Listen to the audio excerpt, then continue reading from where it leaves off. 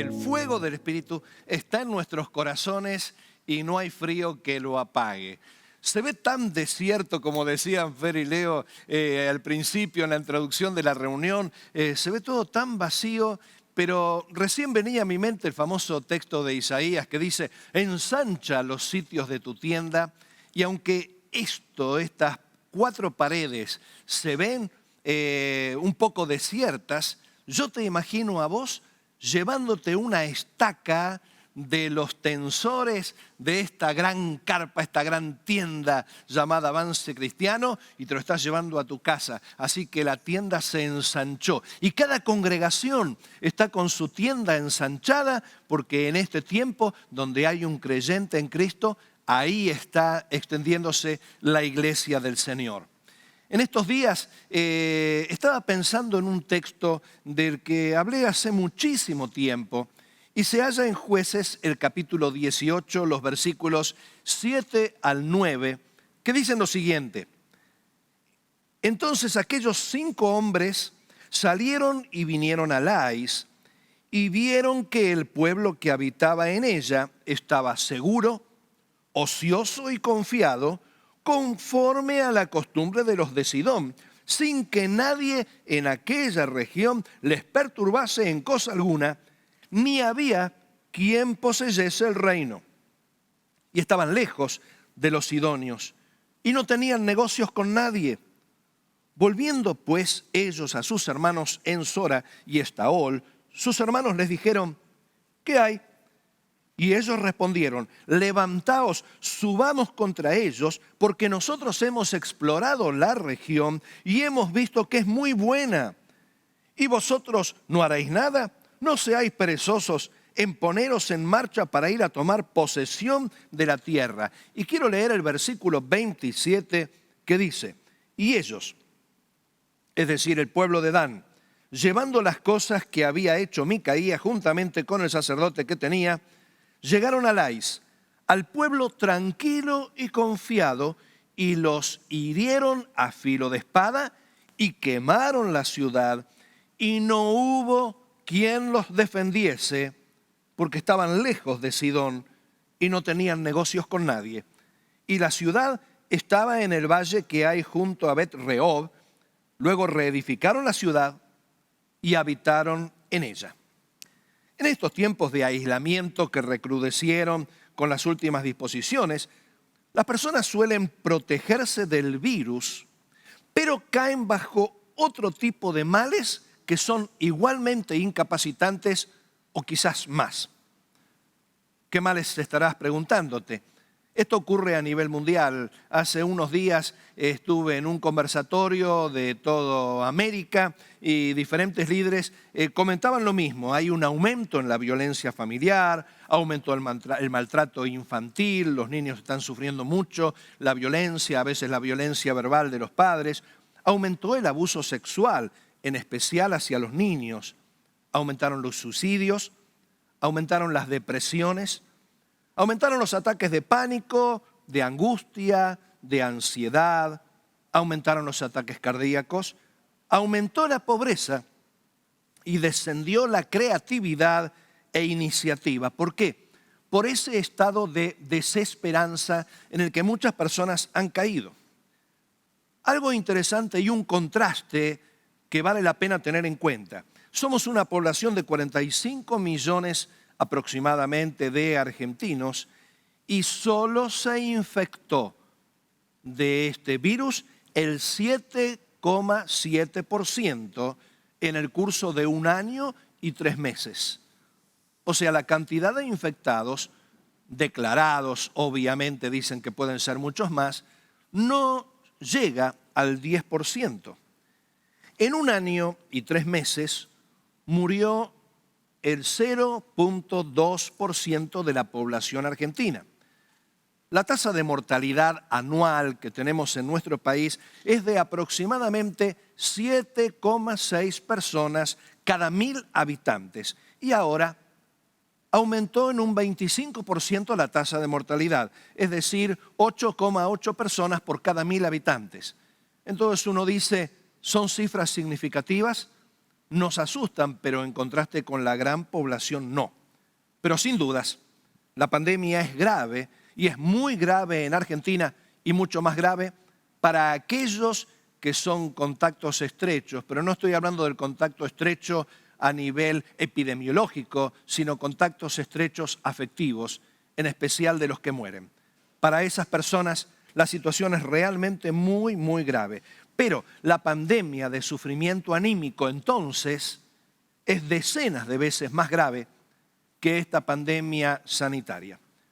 Los creyentes, los que tenemos fe, los que vivimos la fe, tenemos barreras de protección que nos frenan de muchos estados anímicos. Sin embargo, no estamos exentos de que de vez en cuando algo nos pegue, algo nos aflija, algo nos angustie. El riesgo es que en medio de esos momentos difíciles, en medio de estas angustias transitorias que nos invaden, terminemos derrumbados, arruinados espiritualmente y aún controlados por el espíritu del mundo o controlados por el diablo. El pasaje que acabo de leer nos habla de la tribu de Dan. La tribu de Dan era una de las 12 tribus de Israel que se había quedado sin territorio y estaba buscando algún lugar donde habitar.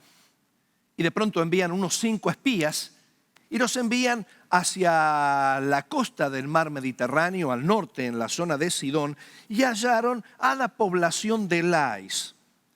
Los atacaron, los exterminaron con mucha facilidad, incendiaron la ciudad, no tuvieron ninguna dificultad para invadirlos y terminó este pueblo extinguido y ocupado por los de Dan. ¿Por qué? Por una serie de características que podían parecer agradables en manera transitoria, pero con el tiempo se transformaron en características fatales. ¿Cuáles son entonces los ingredientes para que uno termine controlado por el enemigo y luego destruido? Porque este es el paso, estos son los 2 escalones. Una persona, antes de ser destruida espiritualmente, es controlada por el enemigo. Ahora, ¿cuáles son esas características? En este pasaje encontramos un paralelo muy, muy interesante y aplicado a nuestras vidas espirituales con respecto a esas características que pueden hacer que terminemos controlados por el diablo y destruidos. La primera de ellas es que no tenían autoridades. Nos dice el texto en el versículo 7 que no había quien poseyese el reino. En otras versiones dice que no tenían quien se enseñorease sobre ellos. Puede interpretarse que no estaban, porque esto es lo que algunas versiones nos muestran, que no estaban bajo el yugo de ningún rey que los oprimiese. Esto también es una forma de interpretar el texto, es decir, estaban gozando de libertad y nadie estaba oprimiéndolos. Pero como sea, no había nadie que tuviese poder sobre ellos para poderlos considerar su interés y así pelear por ellos. Cuando no tenemos a una autoridad sobre nosotros, quedamos solos, quedamos desprotegidos. Hablaba con Fernando días atrás, y ha sido tema de nuestros días, acerca de una preciosa nota que escribió en el Facebook y la cantidad de adhesiones. Hay una tendencia, a raíz de las cosas que estamos viendo, a levantarse caudillos que de alguna manera invitan a salirse de la autoridad. Se está observando, y de tantos pastores escuchamos este comentario, personas que aprovechan la oportunidad para tomar harina para su costal y de esta forma transformarse ellos en la nueva institución o los nuevos señores. Nuestra situación en el país, hablando sanitariamente, es muy complicada, es muy difícil. ¿Pero por qué? Porque hay un agravante que está arraigado a nuestra cultura, que es la falta de sometimiento.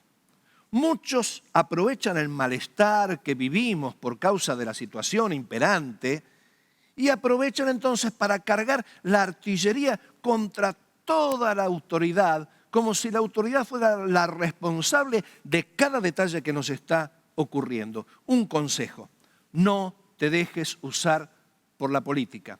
Esto lo he dicho bajo gobiernos anteriores, lo digo bajo este gobierno porque lo digo como cristiano. No permitas que las críticas se apoderen de vos. No pierdas energías en quejarte. Más vale utilizar esas energías en hacer lo que dice la palabra de Dios: orar.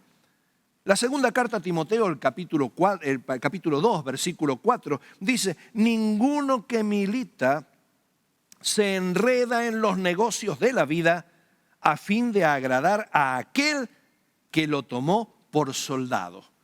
En otras palabras, ¿somos militantes del Señor? Entonces no te enredes, no permitas que te atrapen las angustias de este mundo, porque esto impide que tengas el agrado del Señor. La segunda carta a los Corintios, el capítulo 10, versículo 4 dice: porque las armas de nuestra milicia no son carnales, sino son poderosas en Dios para la destrucción de fortalezas. Así que no te dejes arrastrar por esas tendencias que traen malestar y que al final del día te agotaron las energías, porque al fin y al cabo, quejándote no vas a lograr absolutamente nada. El problema de nuestro país somos nosotros mismos, que muchas veces decidimos a quién queremos hacerle caso y cuándo hacer caso, porque tenemos nuestro propio criterio. Pero a veces esta característica tan humana solemos trasladarla al plano espiritual. ¿Estás con autoridad en tu vida? ¿Estás aceptando algún tipo de liderazgo? ¿Estás sometiéndote a tus pastores y no quejándote? Porque eso no es provechoso. ¿Tenés alguna autoridad espiritual sobre tu vida? ¿Tenés a quién pedirle ayuda o consejo en momentos de incertidumbre? ¿Pedís ayuda con frecuencia o te manejás autónomamente? ¿Rendís cuentas a tus líderes y te dejás corregir? Porque nadie puede corregirse a sí mismo. No existe discípulo sin maestro. Y Jesús envió a que hagamos discípulos. En otras palabras, necesitamos estar bajo algún liderazgo. ¿Tenés alguna gente que sea instrumento de Dios para trabajar en tu vida, que sea verdadera autoridad espiritual? ¿O te mandás solo, te manejás solo? ¿Tenés un corazón sumiso o te comportás crítico, rebelde y autónomo? Los de Lais no tenían quien poseyese su reino, no tenían nadie que dijese: mis intereses están en esta ciudad, por lo tanto yo la voy a cuidar. Aquellos a quienes Dios llamó al servicio cristiano tienen sus intereses en vos para cuidarte y protegerte, porque ellos son los que rendirán cuentas ante el Señor. Esto lo dice el apóstol Pedro. Así que sometete, no te quedes sin autoridad, porque los de Lais estaban sin autoridad.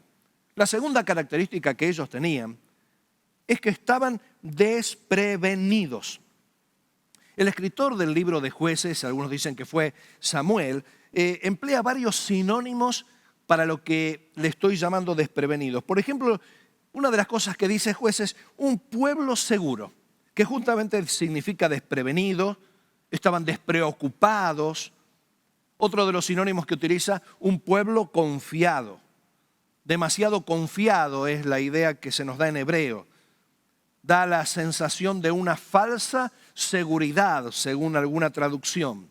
Y además se nos dice que el pueblo estaba ocioso, bajo estado de calma, lo contrario a estar alerta. Podría significar reposados de la guerra, ese término ociosos. O sea, no se imaginaban que podía pasar algo. Los de Lais eran amigos del no pasa nada, no va a pasar nada.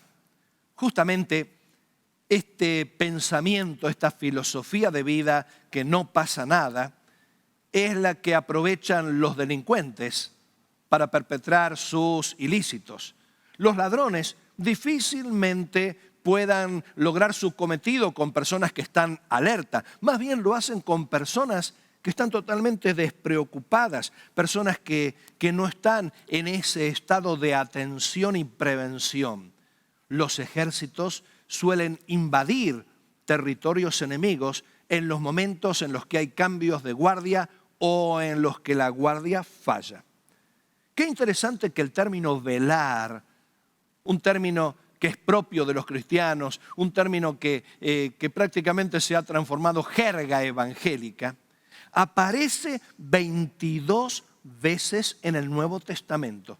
Me sorprendí la cantidad de versículos que nos hablan justamente de la idea de velar.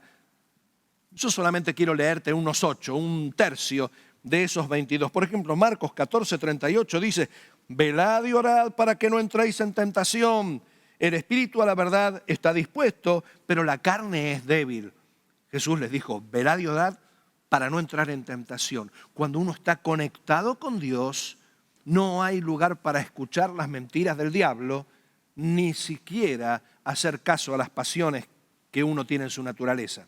Hechos 20:31 dice: por tanto velad, acordándoos que por 3 años de noche y de día no he cesado de amonestar con lágrimas a cada uno.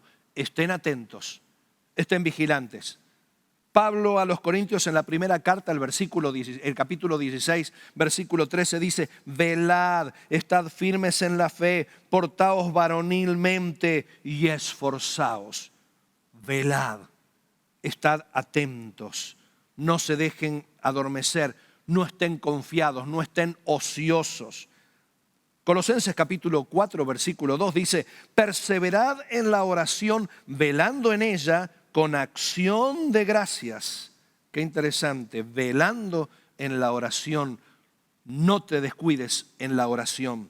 La primera carta a los Tesalonicenses, el capítulo 5, versículo 6, dice: por tanto, no durmamos como los demás, sino velemos y seamos sobrios. Es decir, no te dejes distraer, no permitas que las cosas de este mundo te distraigan y te hagan mirar para el lado incorrecto, cuando en realidad tendrías que mirar al Señor. Pedro en su primera carta, el capítulo 5, versículo 8, dice: sed sobrios y velad, porque vuestro adversario el diablo, como león rugiente, anda alrededor buscando a quien devorar. Sed sobrios y velad, porque el diablo va a aprovechar un descuido. Apocalipsis capítulo 3 dice: acuérdate pues de lo que has recibido y oído, y guárdalo y arrepiéntete, pues si no velas. Velar sobre lo recibido, velar sobre lo aprendido, pues si no velas, vendré sobre ti como ladrón y no sabrás a qué hora vendré sobre ti. Y Apocalipsis, el capítulo 16, versículo 15 dice: he aquí yo vengo como ladrón, bienaventurado el que vela y guarda sus ropas para que no ande desnudo y vean su vergüenza. Bienaventurado el que está atento y vigilante para no pecar. ¿Cómo podríamos aplicar este principio? Bueno, les cuento algo que me suele pasar cada vez con más frecuencia. En tiempos normales, mi trayecto obligado de casa al templo. Prácticamente todos los días de la semana, de casa al templo. Pero de vez en cuando salía de casa, salía para el supermercado, y uno de los supermercados cercanos a casa tiene quizás un 25% del trayecto coincidente con el trayecto al templo. Y después ya tengo que desviarme para la avenida Pavón. Hipólito Yrigoyen, perdón. Así que las primeras 7, 8, 10 cuadras las hago al igual que cuando voy hacia el templo. ¿Qué me ha pasado en más de una ocasión? Me gusta poner música, orar, cantar, meditar. Y en varias ocasiones, en lugar de doblar hacia el supermercado, por la costumbre, me encontraba camino hacia el templo y tenía que retomar, porque al poner piloto automático en mi vida, seguía mi vieja costumbre. Todos tenemos una vieja naturaleza a la que hemos estado acostumbrados desde siempre. Entonces esta vieja naturaleza, que de ninguna manera muere, sino que yo a cada segundo tengo que matarla si dejo de velar, es una naturaleza que me va a llevar a hacer lo que siempre hice cuando no lo tenía a Cristo.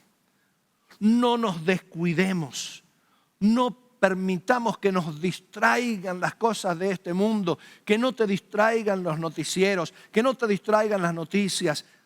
Ayer creo que vi en un Facebook, no soy muy amante del Facebook, pero vi que alguien posteó la imagen de Billy Graham diciendo, cuando veas las noticias de los periódicos, recordad que Dios es más grande que las noticias o algo así. Me encantó, porque a veces nos dejamos controlar por cosas que nos distraen y al distraernos tomamos por el viejo camino.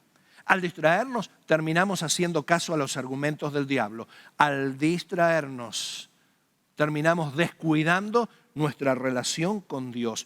Pongámonos en modo conexión permanente con Dios y con su palabra, y esto impedirá que estemos ociosos y demasiado confiados. Los Delays tenían otra característica fatal en cuanto a los resultados, que era estar lejos de los demás. La lejanía impidió que pudiesen buscar ayuda. Nadie podía escuchar los gritos de la ciudad. Nadie podía ver a lo lejos el resplandor del incendio, del gran incendio que habían ocasionado los de Dan. ¿Por qué? Porque estaban lejos. Nosotros necesitamos estar cercanos al resto del pueblo de Dios. Las palabras despo y aspo se han vuelto muy populares y nos han distanciado físicamente, pero esta distancia física no debe ser jamás una excusa para mantenernos aislados de nuestra comunidad de fe. Tenemos una comunidad de fe a la que pertenecemos, tenemos ese sentido de pertenencia y tenemos medios para estar comunicados. Siempre digo, qué sabio que ha sido Dios, que permitió que se desate esto tan terrible cuando la tecnología nos permite estar más comunicados que nunca. Si esto hubiera ocurrido hace 30, 40 años atrás, qué difícil que hubiera sido. Ahí sí que hubiéramos estado totalmente aislados, pero siempre que aparece un diluvio, Dios provee un arca para salvar a los que le agradan a su corazón. Las redes sociales y la tecnología nos mantienen permanentemente cerca y cada uno buscará el lugar a donde tiene su corazón, el lugar donde tiene su sentido de pertenencia. Cuando Jesús estaba en la última cena con los discípulos, estaban todos felices. El mismo Señor dijo, cuánto he deseado tener este momento con vosotros. Estaban todos felices y al mismo tiempo angustiados porque no sabían bien lo que ocurría. Pero hubo uno que se sintió especialmente incómodo y a pesar de que estaba al lado del Señor y comía del plato del que el Señor estaba, porque en aquel tiempo no había un plato para cada comensal y no había mesas y no había sillas, sino que había como un gran lienzo, se sentaban todos alrededor y ponían las piernas flexionadas hacia atrás, así que casi cada uno estaba como apoyando la cabeza en el hombro del otro y había platos de los que todos se iban sirviendo, iban comiendo, y el plato más cercano a Jesús era el plato del que comía uno de ellos que no tenía su corazón con ellos. Tenía su corazón con el dinero y por eso en medio de esa cena se fue a donde estaba el dinero, se fue a donde estaban los que le ofrecían dinero para entregar al Señor. Se fue muy rápidamente, no podía soportar estar con ellos. Hace algún tiempo atrás supe de unos hermanos que decían que preferían no utilizar los medios tecnológicos para congregarse. Y uno dice, bueno, tal vez se trata de personas que tienen dificultades con la tecnología, pero lamentablemente tampoco utilizaron medios físicos. Mientras pudimos hacerlo, no los vi. Y antes tampoco los veía con tanta frecuencia. Entonces, cuando uno no quiere, por supuesto que uno no va a hacer lo que debe hacer. Tenían su corazón lejos de ese lugar. Cuando estamos lejos, Es cuando nos invaden las filosofías de este mundo. Es cuando las razones que el diablo nos susurra empiezan a oírse más fuerte. Es cuando los pensamientos de nuestra mala naturaleza y nuestra mala formación empiezan a aumentar. Cuando estamos lejos, estamos a expensas del enemigo. No te quedes del otro lado, no te mantengas lejos. Este podría ser el principio de tu ruina espiritual si estás aislado de los demás.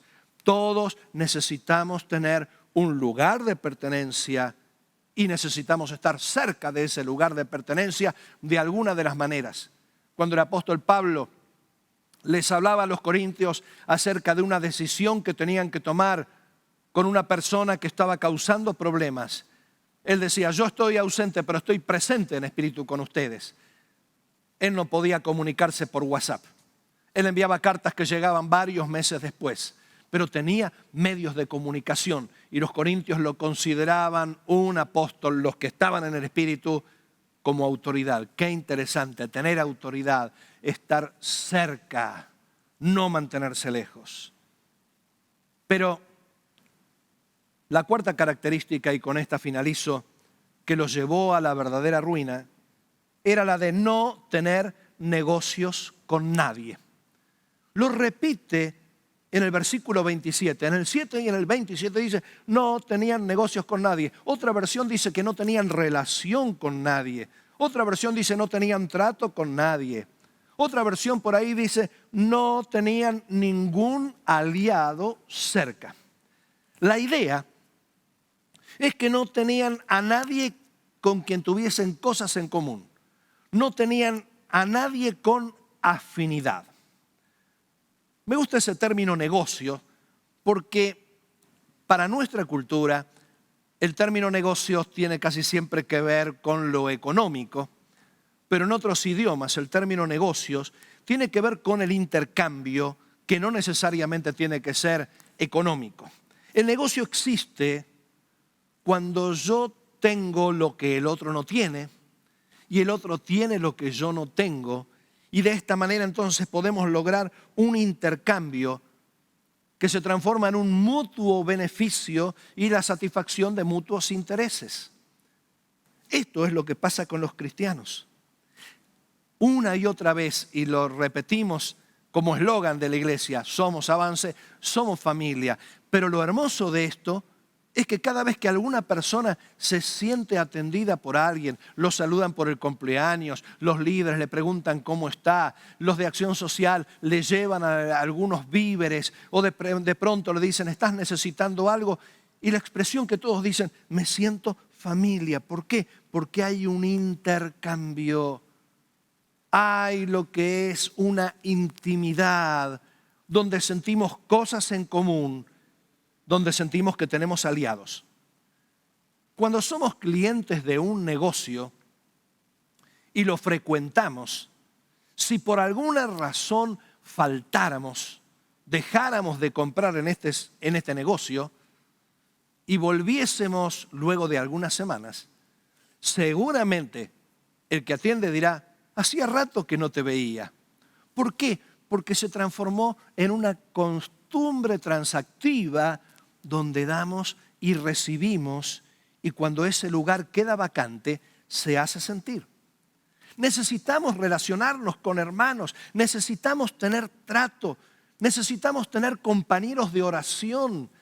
¿Tenés a alguien a quien poder pedir oración? Yo veía recién en los comentarios de los saludos, algunos pido oración por esto y por lo otro, y me imagino inmediatamente como enjambre de abejas. Oramos por tu caso, oramos por vos, estamos con esto, te tenemos en oración. Cuando Rosa estaba hablando de Roberto, cómo de pronto estallaron esas expresiones de alegría en los chats de esta transmisión. ¿Por qué? Porque hay trato, hay afinidad, hay aliados de oración. Pero tenemos aliados en la palabra, tenemos compañeros en la palabra, personas con las que nos reunimos y compartimos lo que Dios nos va enseñando, lo que Dios nos está hablando. Necesitamos estar pendientes de las necesidades de los demás, porque esto es lo que permite esa transacción en la que tenemos aliados. Un caso de hechos que impacta mi corazón es el de Dorcas. Cuando Dorcas murió, todas las mujeres lloraban mostrando las túnicas y vestidos que les había dejado como recuerdo. Por un tiempo no la tuvieron a Dorcas, pero tenían las obras de Dorcas y lloraban porque decían muy bien, quedaron las obras, pero a ella no la tenemos más. Las buenas acciones perduraron, pero ella no estaba más. Bueno, apareció un apóstol Pedro que la levantó y disfrutaron de Dorcas por algún tiempo más y se transformaron en lágrimas de alegría. Pero la pregunta que te quiero hacer, porque algún día nos va a tocar morir a vos y a mí. Cuando nos toque, ¿cuántos te van a llorar? 1, 2, 10, 20. Los que te lloren serán la muestra de la alianza que tuviste, de las afinidades que tuviste, de los negocios que tuviste con tus hermanos.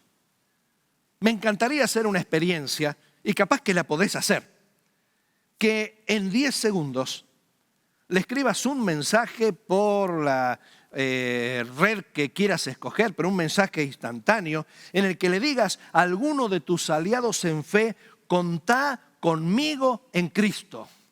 ¿Querés hacerlo? 10 segundos. Escribile, contá conmigo.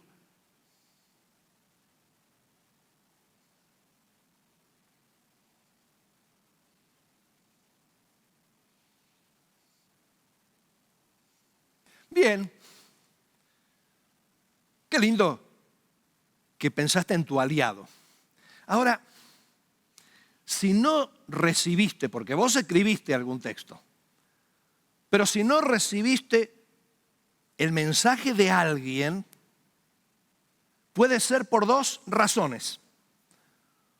Porque todavía no afianzaste tu relación de aliado, no tenés negocios con nadie, sos demasiado individual. La primera razón. Así que la primera razón, tal vez no tengas suficientes aliados. La segunda razón, tal vez no tengas crédito en tu celular. Págalo y vas a recibir algún mensaje.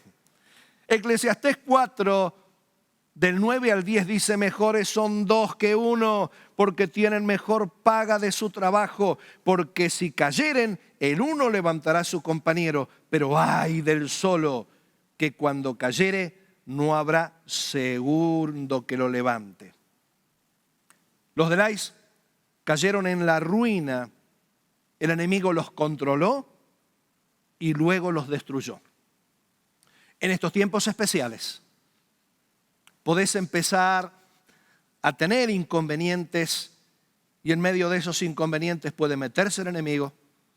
Podés dar lugar a que te controle por control remoto, no entrando en tu corazón porque sos de Cristo, pero desde afuera sus conceptos pueden invadirte y cuando el enemigo te controla, tu vida espiritual se destruye. ¿Por qué les pasó esto a los de Lais? ¿Por qué nos puede ocurrir a nosotros? Si estamos sin reconocer una autoridad que nos cuide, estamos en peligro. Si dejamos de velar y orar, estamos en peligro. Si nos mantenemos alejados del resto de la iglesia, estamos en peligro. Si no tenemos hermanos cercanos a nuestro corazón, estamos en peligro. Que Dios nos ayude a no ser como los de Lais, sino ser un pueblo que se mantiene unido bajo autoridad, que se mantiene velando y orando, y en especial un pueblo que está lleno de grupos de amigos y socios y aliados espirituales a quienes se puede recurrir inmediatamente. Que Dios te ayude a ser sabio y no imprecavido como los de Lais. Oramos al Señor. Nuestro Padre amado, gracias por ser tan bueno con nosotros. Gracias por darnos las herramientas para subsistir en los momentos difíciles. Gracias por ser nuestro Señor. Te pedimos que nos des sabiduría para que, Señor, podamos reconocer a nuestras autoridades espirituales y de esta manera someternos como tu palabra lo dice. Danos sabiduría para estar velando y orando y no descuidar la lectura de tu palabra, no descuidar la oración, no descuidar la santidad. Te pedimos que nos permitas estar cerca tener la sabiduría, aunque sea por el teléfono de cable tradicional, pero estar comunicados con unos, con otros, pero en especial que podamos tener sabiduría para rodearnos de buenos aliados en fe, que nos ayuden a mantenernos en pie cuando nuestras piernas flaquean. Y así, Señor, soportaremos todo ataque del enemigo hasta que vengas a buscarnos. Gracias por todo, Padre, en el nombre de Jesús. Amén. Que el Señor les bendiga y les dé una maravillosa semana.